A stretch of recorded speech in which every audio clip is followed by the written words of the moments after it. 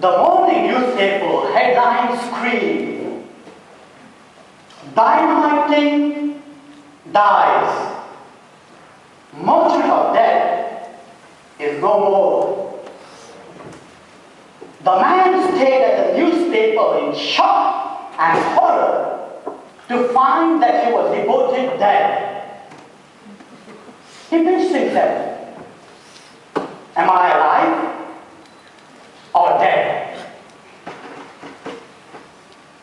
College chambers, honorable judges, fellow Toastmasters and guests. This man was the inventor of dynamite. And when he read the words, merchant of death, he asked himself, is this how I'm going to be remembered after I'm gone? From that day onwards, he started working towards peace. This man, today, invented the Nobel Prizes and remembered today for the prestigious Nobel Prizes. Now imagine, if life gave you a chance to lie in your coffin and listen to what people around you were talking about you, what do you think they would be saying? Good riddance?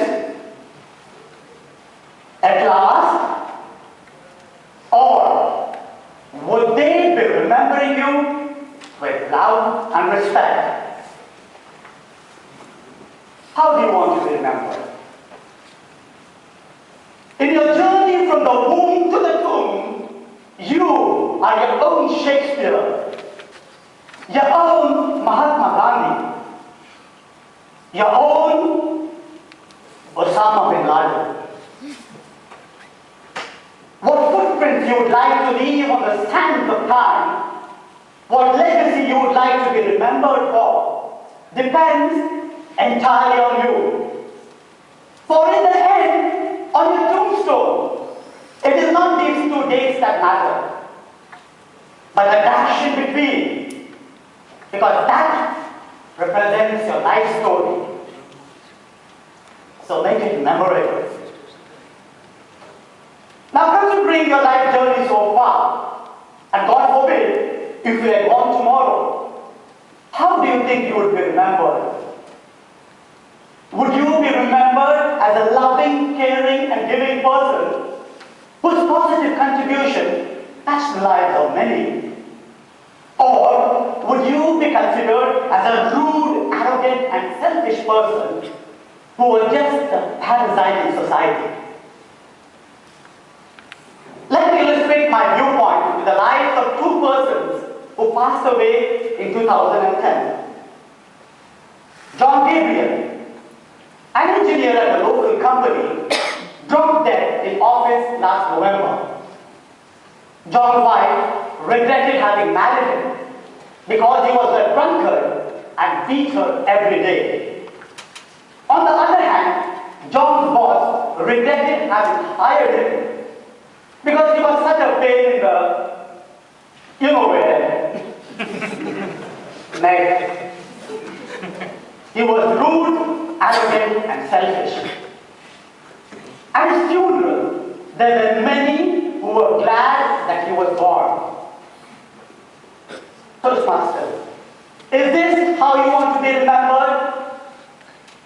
Never write your name in the sands for the waves to wash away, in the sky for the winds to blow away, but in the hearts of those you touch, forever it will stay.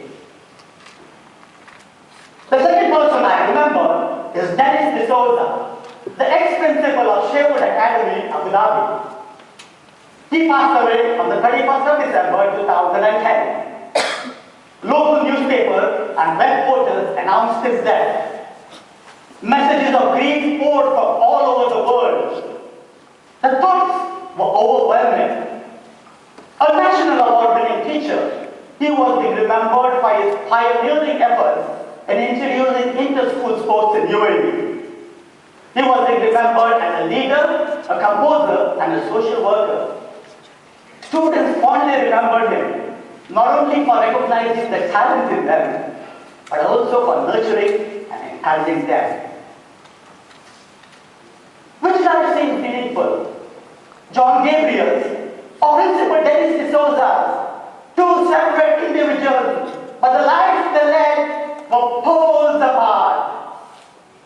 While John will be quickly forgotten and will become a footnote in history, the memories of Principal Dennis D'Souza will linger in the minds of those he touched forever.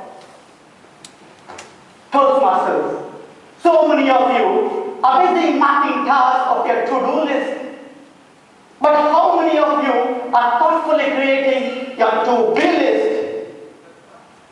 God has given you skills, talents, abilities, resources. None of these you will take to your grave. So why not make the right use of them so that you will be fondly remembered when you finally leave this planet? Fellow Toastmasters and guests, on your tombstone, there will be a dash between the day you were born and the day you died. What you do within this dash will determine how you will be remembered after you are gone. Alfred Nobel got his wake-up call when he read his obituary and redefined his life.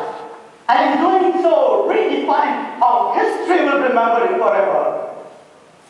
John Gabriel led a miserable life, and history will forget him forever. Principal Dennis D'Souza, that's the life of the students who will remember him for years to come. In the same way, what you decide today will be the start on how you would be remembered. So what are you waiting for? If you were to write your obituary today, how do you want to be remembered? It's your life. Why not check it out? Courage check.